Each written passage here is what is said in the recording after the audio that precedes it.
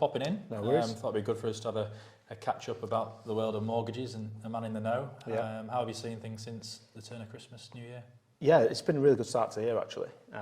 We're really busy, seeing a few people coming back to the market, a lot of first-time buyers, as there always seems to be, and started to see those sort of second movers come back a little bit.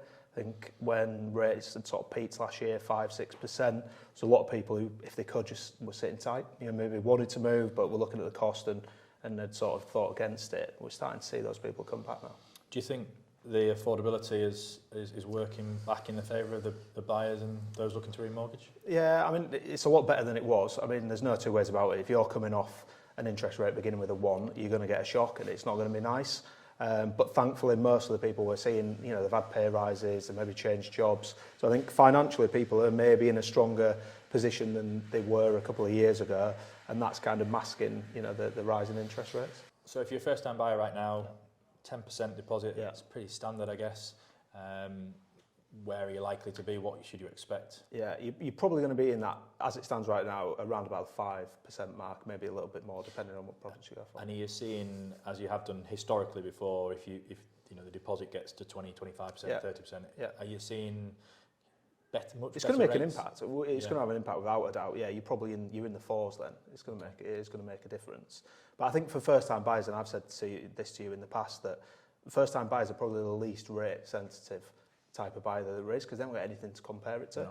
If you're coming off the back of a 1% mortgage and then you've been told it's 4%, that is going to hurt no matter who you are. Yeah. Whereas a first-time buyer for them, it's, you know, do the monthly payments stack up? If the monthly payments stack up and your alternative is renting, then, you know, buying a house in theory is going to be a good move. Well, we sat here 12 months or so ago and had a similar conversation, didn't we? And I think the crux of that conversation was around, well, if rents are costing you £1,000 a month to rent a 2-bedroom terrace, then if you can buy a 2-bedroom semi for £1,000 a month on your mortgage, then it's the right thing to do. You know, it's all situational. If you can live with parents and you can bide your time, then, you know, I'd say there's nothing wrong with sitting back and taking your time to find that right property, and you've got the opportunity to see what the market does.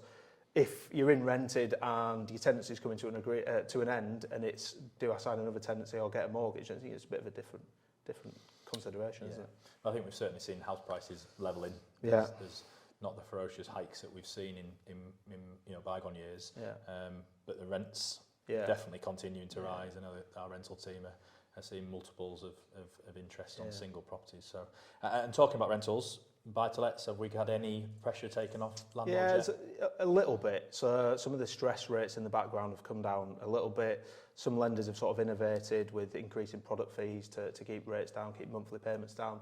But there's no two ways about it. It's still difficult. You know, it's not what it was 4 or 5 years ago. And we're certainly seeing that reflected in the appetite that we see from landlords. And if you've got any advice to anyone, what would you say to them right now? I would say right now, like, look at it as early as you can. If you've got an existing deal, you can look at it 6 months before the deal expires. And if you're buying somewhere, you know, you lock in an interest rate on application, you've then probably got 2-3 months in between, maybe even 3-4 months.